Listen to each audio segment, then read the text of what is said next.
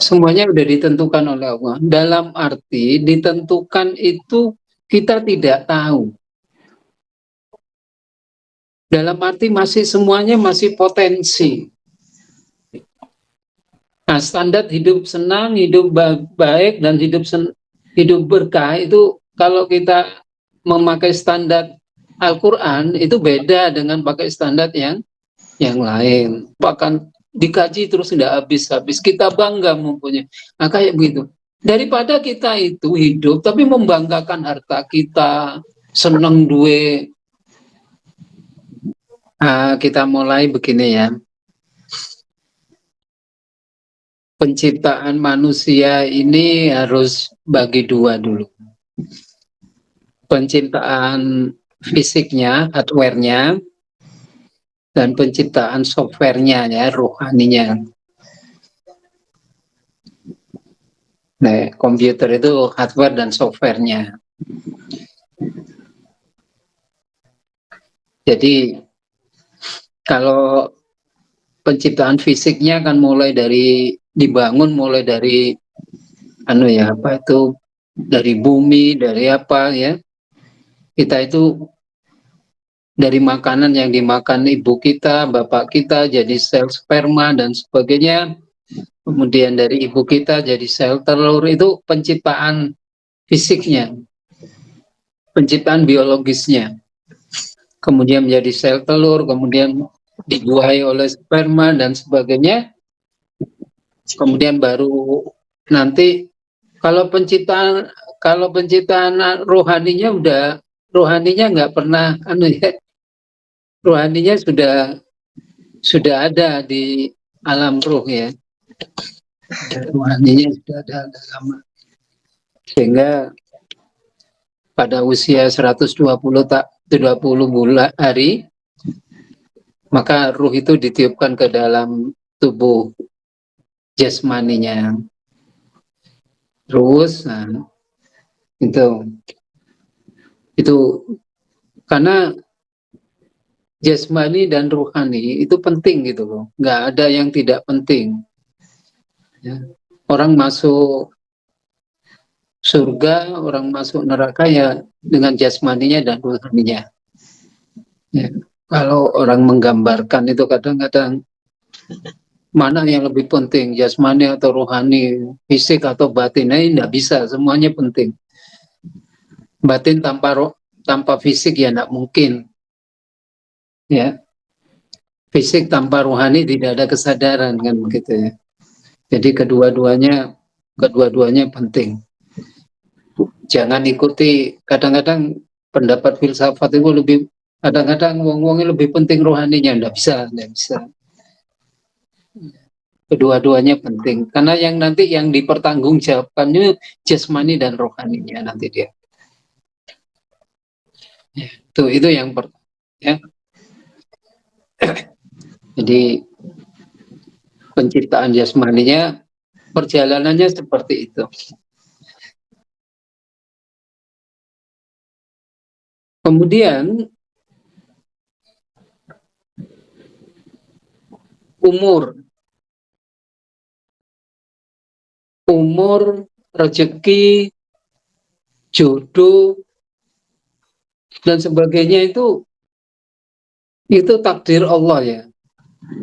Semuanya sudah ditentukan oleh Allah. Dalam arti ditentukan itu kita tidak tahu. Dalam arti semuanya masih potensi. Rezeki itu potensi, enggak terus dibatasi rezeki ini Pak Supri sakmene lho, ya enggak lah. Dari potensi. Umur juga begitu. Usia saya sampai segini enggak bisa juga. Masih potensi. Begitu juga yang lain ya. Itu potensi. Umur itu kalau kita pelajari ya, umur supaya hidup ini bisa umur panjang ya harus memenuhi kriteria kesehatan supaya kita itu bisa umur panjang. Kalau menurut ilmuwan itu kita ini manusia sekarang ini bisa berumur sekitar 200 tahun ya. Kalau umpamanya sehat terus dan sebagainya itu umurnya. Kita bisa lihat di negara maju itu usia hidup itu bisa 80-90 tahun. Kalau di Indonesia masih 70 tahun. Karena kehidupan bangsa Indonesia belum baik. Kalau di Jepang mungkin sudah 80 tahun. Di Eropa sudah 90 tahun sampai 100 tahun ya. Jadi umur swita no Eropa itu saya kuat, saya tahes. Kalau kita umur swita wis gak kuat di Indonesia. Jadi usia hidupnya pendek. Negara maju usia hidupnya sudah panjang. Itu tergantung dari ikhtiar manusianya. Jadi semua itu tergantung dari ikhtiar manusia. Begitu juga katakanlah rezeki. Rezeki juga tergantung ikhtiar manusianya. Bekerja keras atau bekerja cerdas. Kalau keduanya digabung, kerja keras dan kerja cerdas, maka akan mendatangkan uang banyak. Jadi bagaimana Allah itu pasti Allah itu pemberi dan tidak butuh diberi gitu. Allah itu pemberi. Kalau kita layak, Allah istilahnya kelayakan ya. Jadi ada istilah layak atau pantas gitu. Nek kerja kita oleh Allah dianggap pantas disugikno, kita sugih. Tapi nek dianggap gak pantas mbak Allah, ya kita gak pantas disugikno. Makanya harusnya kita itu berusaha supaya kita itu layak kaya gitu.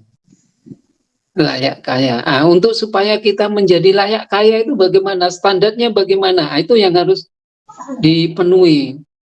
Katakanlah satu, kalau supaya kita layak kaya, ya pekerjaan kita harus bagus. Pekerjaan kita itu harus pekerjaan yang bisa menghasilkan uang banyak. Kalau pekerjaan kita tidak bisa menghasilkan uang, ya butuh pindah kerja gitu loh. Supaya pindah ke tempat yang menghasilkan uang banyak gitu. Sehingga kita itu layak kaya. Harus cerdas, bagaimana kerja sedikit tapi uangnya banyak gitu. Di tempat-tempat mana itu harus kita pakai pemikiran. Jadi kita itu oleh Allah layak dikayakan gitu. Ya, itu makanya amanu wa amilu soliha. Soliha itu layak istilah. Ya, kelayakan. Layak di sukinoga. Nek ya kerjanya gak becus, terus pikirannya cilik, nek disugikno ya gak pantas mbak Allah. Makanya kita itu harus punya pikiran besar supaya kita jadi orang besar gitu.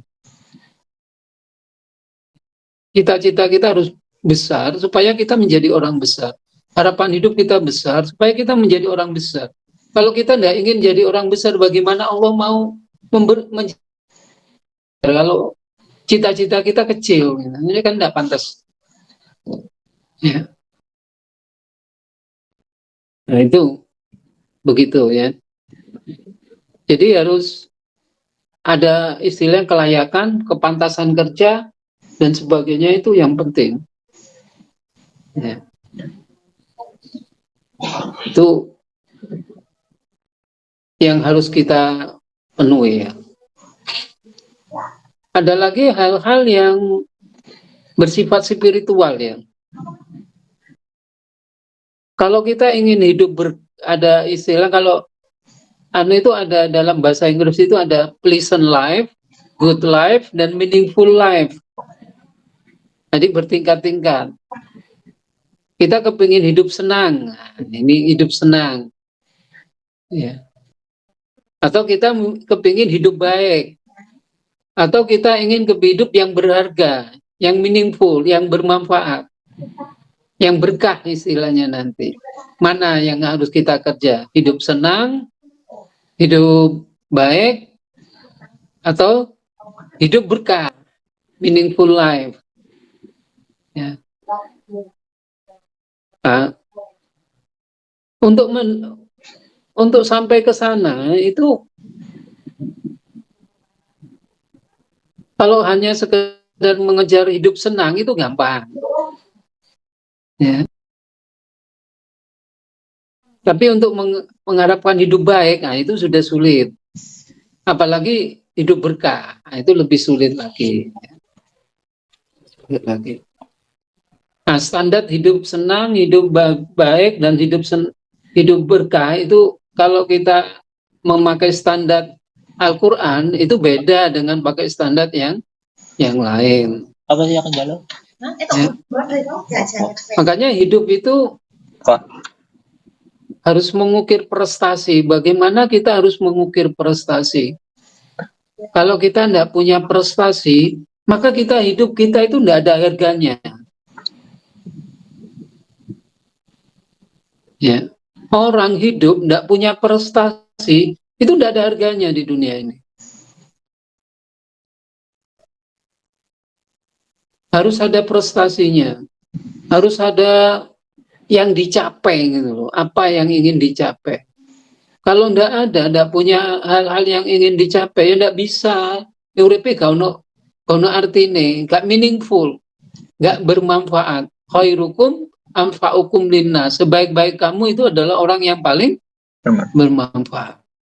Ya, harus berprestasi. Ya, berprestasi. Jadi bagaimana kita hidup berprestasi gitu. Orang yang berprestasi ini kan berarti orang yang sudah dapat pengakuan, diakui oleh masyarakat, diakui oleh Allah.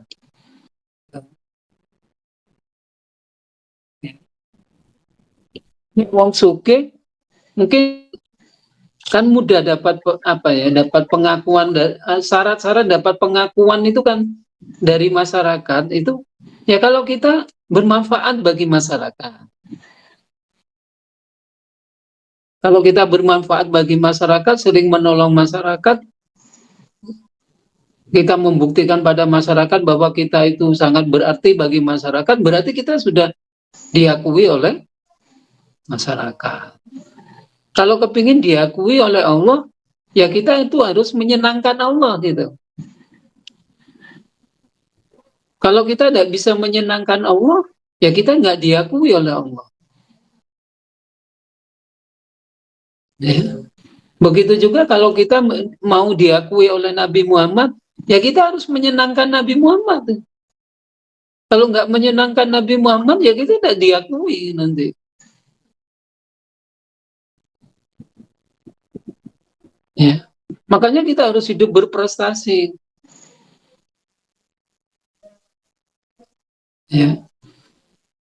Ada momen-momen tertentu, biasanya dari amal ibadah kita atau kerja kita itu disenangi oleh Allah.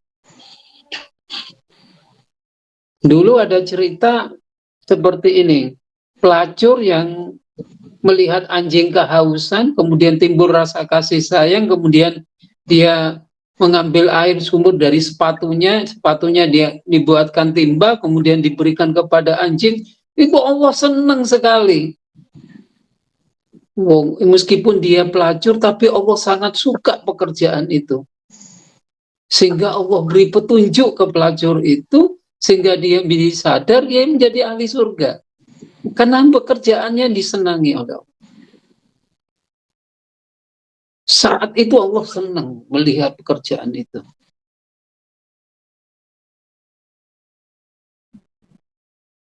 Ada cerita lagi, kenapa Sayyidina Ali itu diangkat jadi wali Allah.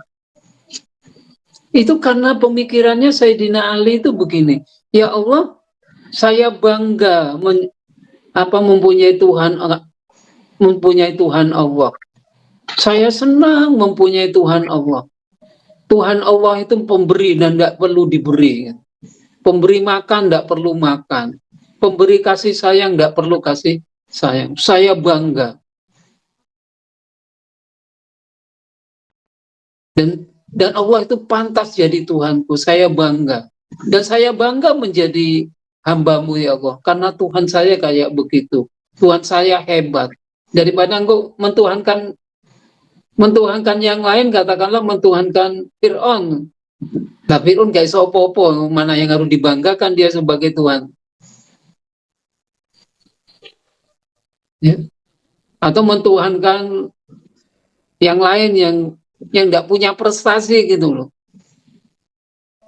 Sesuatu yang tidak punya prestasi kemudian dituhankan, tidak pantas jadi Tuhan, ya nggak pantas jadi Tuhan. Kalau Allah, makanya kata Allah itu, ya kalau kamu mau menjadi Tuhan, kapan kamu bisa menciptakan dunia ini?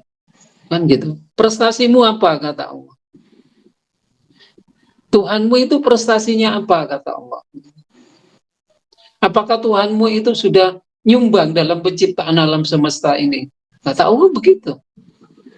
Makanya Sayyidina Ali itu diangkat jadi wali karena itu gitu. Karena pemikirannya dia bangga dan senang sekali mempunyai Tuhan Allah. Kemudian dia senang sekali menjadi umat Nabi Muhammad, mempunyai Nabi seperti Nabi Muhammad, yang orang yang paling dipercaya dan orang yang tidak pernah bohong sama sekali, orang yang tidak pernah bohong selama hidupnya, orang yang pantas diteladani dari segala segi kehidupannya, orang yang sempurna. Saya senang punya Nabi seperti itu.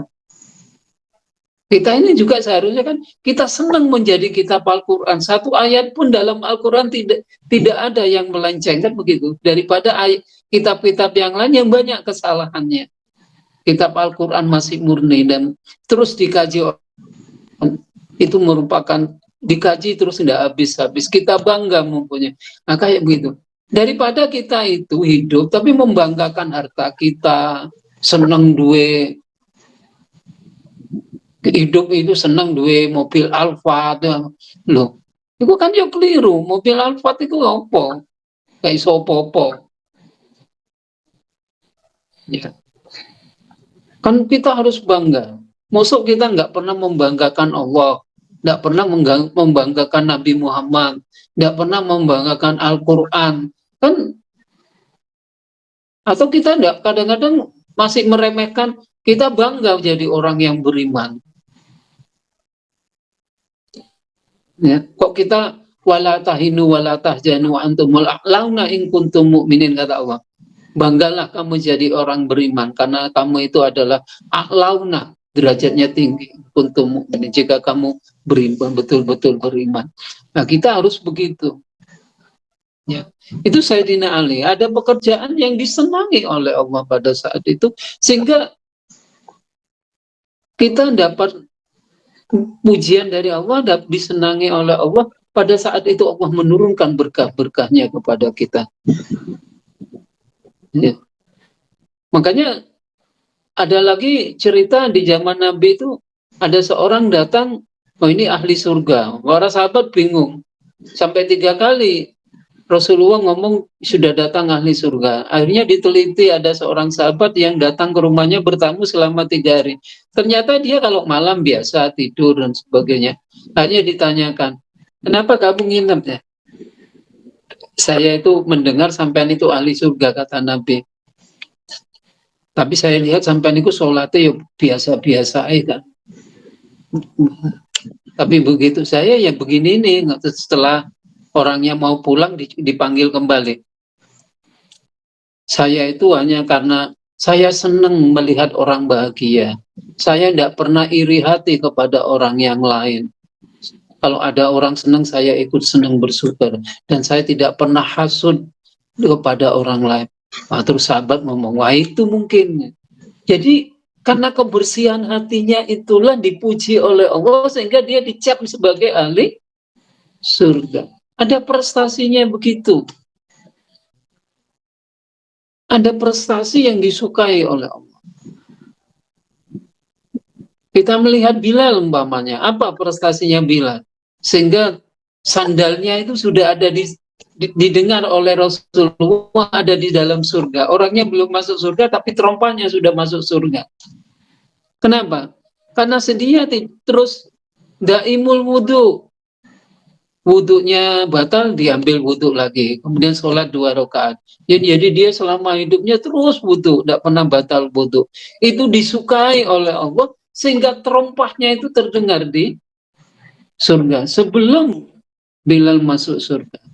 Nah, prestasi kita itu yang mana gitu.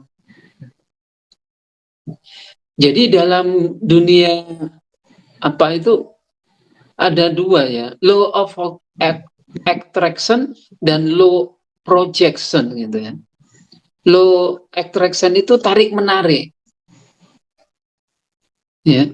Kalau kita ini berusaha menarik kesenangan Allah, Allah kemudian senang, kemudian kita ditarik oleh Allah, maka kehidupan kita menjadi berkah. Ya.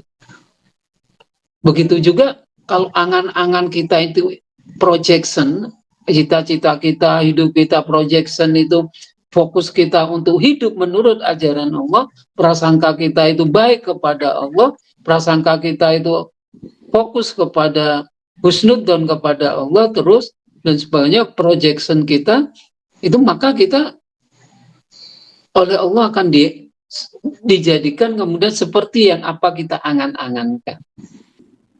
Karena hidup itu kata hukum law of attraction dan hukum law law projection itu tergantung itu. Kalau kita angan-angan kita itu kecil, maka kita akan menjadi orang kecil. Kalau angan-angan kita itu besar, kemudian kita kerjakan sesuai dengan kemampuan kebesaran kita, maka kita akan menjadi orang besar. Ya. Begitu juga law of attraction. Kalau kita mengerjakan sesuatu yang besar, maka hasil yang besar akan datang kepada kita. Itu law of attraction. Jadi keberkahan hidup seperti itu. Hidup itu harus berprestasi. Entah berprestasi amal ibadahnya, entah berprestasi karena dermawannya, entah berprestasi, pokoknya dalam segi kehidupan mana yang kita fokuskan gitu. Ya. Mana yang kita fokuskan? Ya, kalau memang pikiran kita cerdas dan sebagainya, kita cari ilmu, kita fokus mencari ilmu, semoga dengan ilmu kita itulah yang akan menggiring kita kepada surga. Karena ada hadis Nabi, barang siapa yang berjalan mencari ilmu, maka akan dimudahkan, diberi jalan, dimudahkan untuk ke surga, kan begitu. Nah itu. Jadi makanya kalau umat Islam itu tidak berprestasi, ya kayak sekarang ini tidak pernah. Ya. Ya. Maka mari kita berlomba-lomba mengukir prestasi. Entah prestasi membuat pesantren, entah prestasi ngajari ngaji wong, entah prestasi apa. Kita harus bermanfaat dalam hidup kita ini. Ya. Kita ukir prestasi hidup kita, semoga ini menjadi amal jariah kita yang akan membawa kita ke dalam surga. Inilah mungkin ya yang bisa saya sampaikan untuk membawa hidup kita itu berkah. Ya. Tidak mungkin kita bisa baik semuanya, enggak. Kita dari sisi-sisi yang mana yang kita harus bisa kita tonjolkan untuk bisa mendapatkan ridha Allah. Kalau kita ingin merasakan hanya iman, maka kita harus hidup dengan ridho terhadap semua yang diberikan oleh Allah. Mungkin ini yang dapat saya sampaikan, semoga ini bermanfaat. Ya. Yang benar dari Allah, kalau salah dari saya, kurang lebihnya saya mohon maaf. Assalamualaikum warahmatullahi wabarakatuh. Waalaikumsalam warahmatullahi wabarakatuh. Terima kasih Pak Sukri atas tanggapannya pada tema pertemuan hari ini.